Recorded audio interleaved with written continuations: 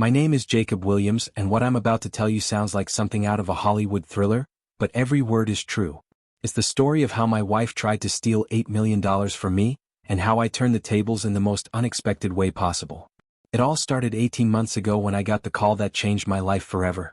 My grandmother Margaret had passed away at 93 in her sprawling Beverly Hills mansion.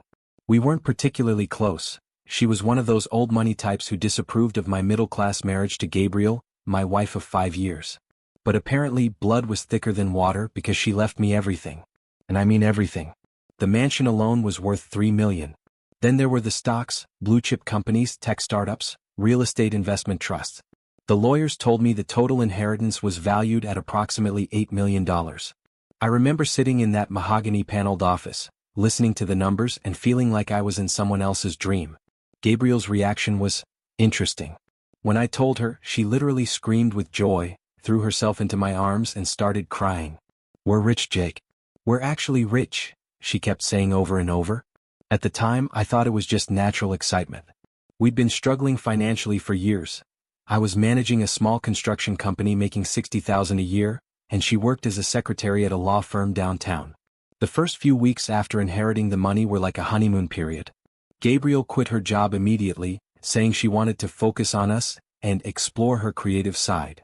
She started spending money like water, designer clothes, expensive jewelry, luxury spa treatments. I didn't mind. After years of counting every penny, it felt good to finally breathe freely. But then I started noticing things. Gabriel had always been a homebody. She loved our quiet evenings together, watching Netflix and ordering takeout. Suddenly she was constantly going out. Yoga class, she'd say, grabbing her keys. Lunch with the girls. Art gallery opening. Book club meeting. Always something, always somewhere to be. The first red flag was when I suggested joining her for one of these yoga classes. "Oh, it's a women-only class," she said quickly. "Very spiritual, very feminine, energy-focused." I shrugged it off. Gabriel had never been into yoga before, but people change, right? Then there was the phone situation.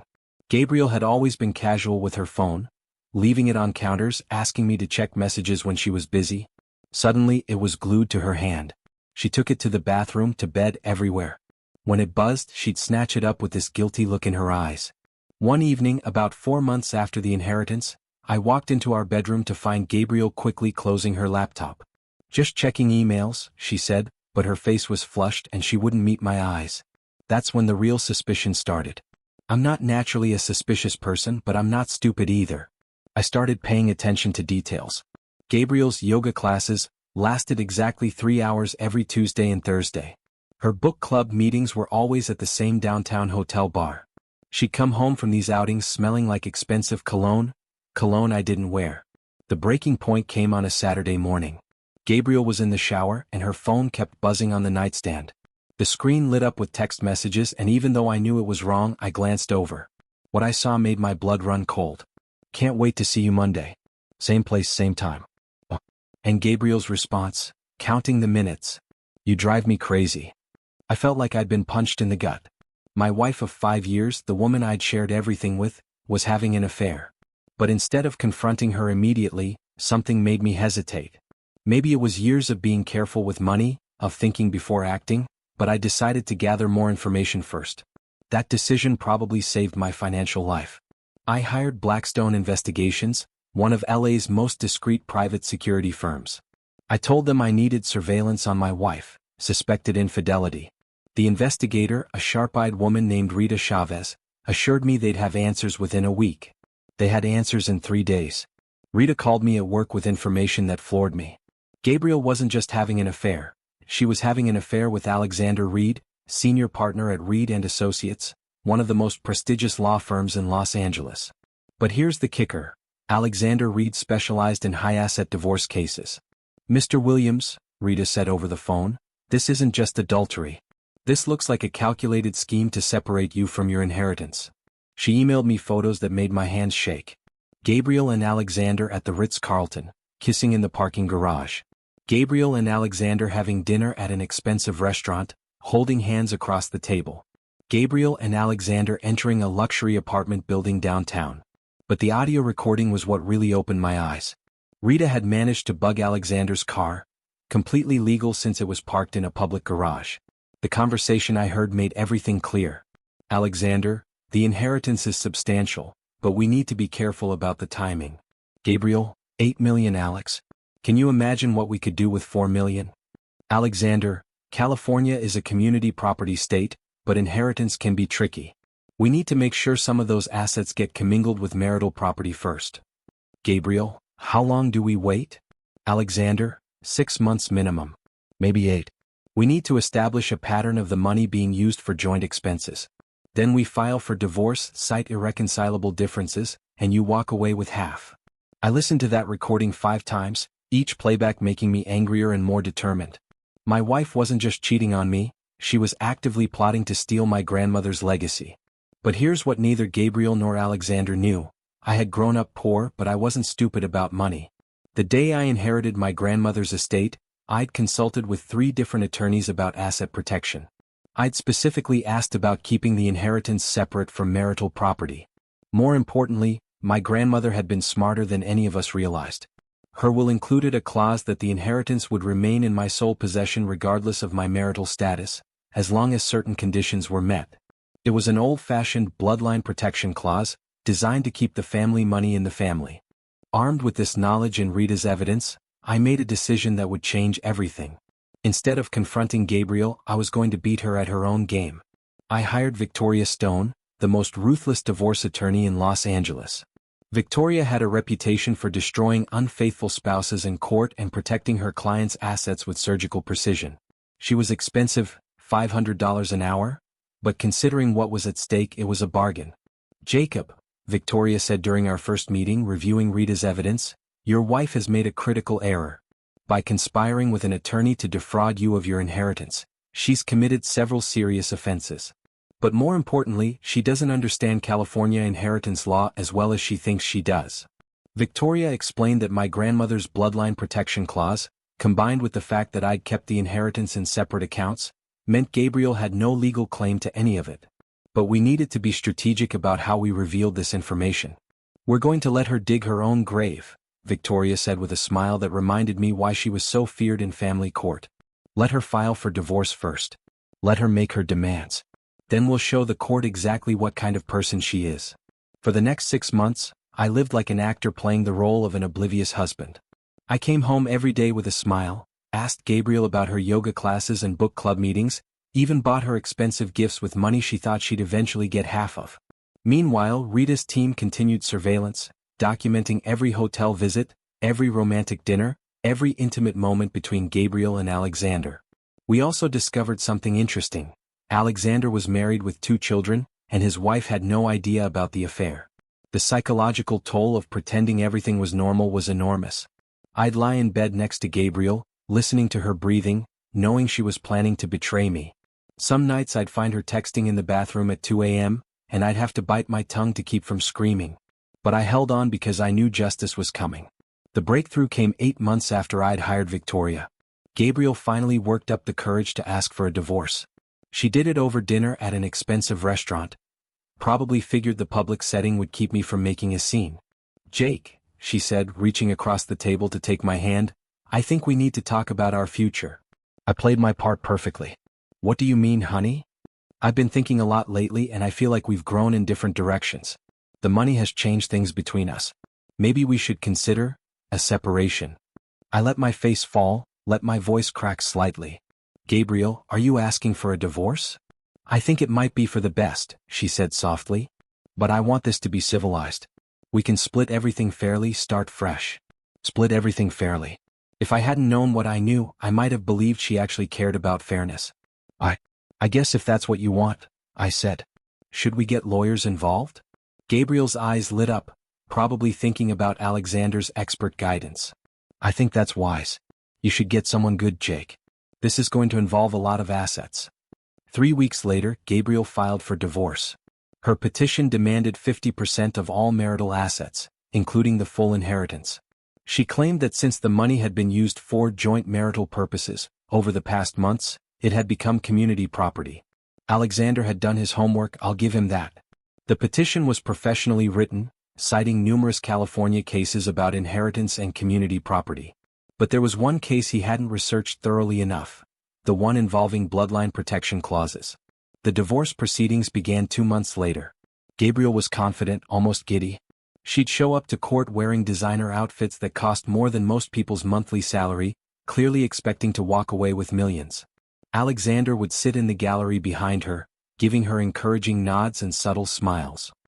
He'd even dressed for the part, expensive suits, perfectly groomed, looking every inch the successful attorney who was about to make his girlfriend rich.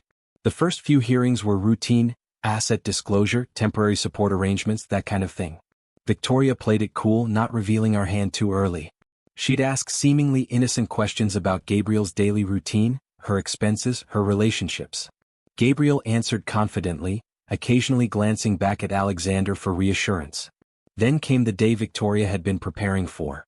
"Your Honor," Victoria said, standing up with a thick folder in her hands, "I'd like to present evidence regarding the true nature of Mrs. Williams' request for asset division." Gabriel looked confused. Alexander shifted uncomfortably in his seat. Victoria began with the financial documents. She showed the court that my inheritance had been kept in completely separate accounts, never commingled with marital assets.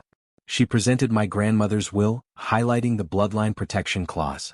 She demonstrated that Gabriel had no legal claim to any of the inherited money under California law. But then she moved to the really devastating evidence. "Your Honor, I'd like the court to see exactly why Mrs. Williams is seeking this divorce." The first photograph appeared on the courtroom screen, Gabriel and Alexander kissing in the Ritz-Carlton parking garage. Gabriel's face went white. Alexander looked like he was going to be sick. Photo after photo followed. Gabriel and Alexander at romantic dinners. Gabriel and Alexander entering hotel rooms. Gabriel and Alexander holding hands while walking through Beverly Hills. But the audio recording was the knockout punch. Alexander's voice filled the courtroom. "California is a community property state, but inheritance can be tricky. We need to make sure some of those assets get commingled with marital property first." Gabriel's voice responded, "8 million, Alex. Can you imagine what we could do with 4 million? The silence in the courtroom was deafening. Gabriel was crying, but they weren't tears of sadness. They were tears of rage and desperation. Alexander had quietly slipped out of the courtroom during the audio playback, apparently deciding his reputation was more important than supporting Gabriel. The judge, an elderly man named Harrison Wheeler, listened to the entire recording without expression. When it finished, he looked directly at Gabriel. "Mrs. Williams," he said, "do you have any explanation for this evidence?" Gabriel's attorney, a nervous young man she'd hired at the last minute when she realized Alexander couldn't represent her due to conflict of interest, stammered something about privacy violations and inadmissible evidence. But Victoria had done her homework. Every piece of evidence had been obtained legally. The photographs were taken in public places. The audio recording was made in a public parking garage. Everything was admissible. Judge Wheeler didn't take long to make his decision. "Based on the evidence presented," he said, "it's clear that Mrs. Williams entered into this divorce proceeding under false pretenses, conspiring with an attorney to fraudulently obtain assets to which she has no legal claim. The inheritance in question was properly maintained as separate property and is protected by a valid bloodline clause in the testator's will." He paused, looking directly at Gabriel. "Furthermore, Mrs. Williams' conduct during this marriage demonstrates a pattern of deception and financial manipulation that the court cannot ignore. Therefore, I hereby deny Mrs. Williams' petition for asset division. She will receive no portion of the inheritance, no spousal support, and will be responsible for her own legal fees." Gabriel stood up and screamed. "This isn't fair. I was married to him. I have rights." "Mrs. Williams," Judge Wheeler said sternly, "you forfeited those rights when you chose to conspire with your lover to defraud your husband. This court will not reward adultery and deception." Security had to escort Gabriel from the courtroom as she continued screaming about injustice and corruption. The aftermath was swift and brutal. Alexander's law firm learned about his involvement in the scheme within hours of the court ruling. By the end of the week, he'd been fired and was facing a state bar investigation for conspiracy to commit fraud. His wife filed for divorce, taking their children and half his assets. His career was effectively over. Gabriel had to move out of our Beverly Hills home immediately. With no job, no income, and no assets, she ended up in a studio apartment in Van Nuys, one of LA's less desirable neighborhoods. She tried to find work, but her years away from the job market and the notoriety of the court case made it difficult. Meanwhile, I used part of the inheritance to start a high-end construction company specializing in luxury homes. The business took off immediately. Turns out having capital to invest makes a huge difference in the construction world. Within a year, I was employing 50 people and had a waiting list of wealthy clients who wanted custom homes. I also used some of the money to establish a scholarship fund in my grandmother's name at UCLA, helping first-generation college students afford law school. It felt like the right way to honor her memory while doing something positive with the money Gabriel had tried to steal. 6 months after the divorce was finalized, I ran into Gabriel at a grocery store in Beverly Hills. She looked terrible, stressed, tired, much older than her 32 years. She was wearing clothes I recognized from years ago, before the inheritance, before the affair, before everything fell apart. "Jake," she said, her voice barely a whisper. "Gabriel," I replied neutrally. I wanted to apologize. For everything. I know what I did was wrong." I looked at her for a long moment. Part of me felt pity. She'd thrown away a good marriage and a comfortable life for a fantasy that was never going to come true. But mostly I felt nothing. "Apology noted," I said finally. "Is there any chance?" she began, but I cut her off. "No, Gabriel. There isn't." I walked away, leaving her standing alone in the produce section, surrounded by organic vegetables she could no longer afford. The last I heard, Gabriel had moved back to Ohio to live with her parents. Alexander was working as a paralegal at a small firm in Riverside, having lost his law license. They never spoke again after the court case. Apparently, love doesn't survive financial ruin and public humiliation. As for me, I learned some valuable lessons from the whole experience. Money doesn't change people, it reveals who they really are. Trust is earned, not given. And sometimes, the best revenge is simply letting someone hang themselves with their own rope. I've been on a few dates since the divorce, but I'm in no hurry to remarry. The inheritance that was supposed to be a blessing turned into a test, and my marriage failed that test spectacularly. But I came out stronger, wiser, and ultimately grateful that I discovered Gabriel's true nature before she could successfully steal my grandmother's legacy. My construction company is thriving, the scholarship fund is helping dozens of students each year, and I sleep well at night knowing that justice was served. Sometimes life really does work out the way it should, just not always the way you expect. The $8 million that Gabriel thought she was entitled to remains exactly where my grandmother intended it to be. With me being used to build something meaningful rather than fund someone else's deception. And that, I think, is the best possible ending to this story. Thank you for watching the video to the end. Maybe YouTube will no longer offer you my channel, so subscribe to it by clicking subscribe on the right under the video to receive new interesting stories. Also on the right of the video there is a playlist with other interesting stories that you can listen to, and you can also write in the comments what stories you would like to see on the channel.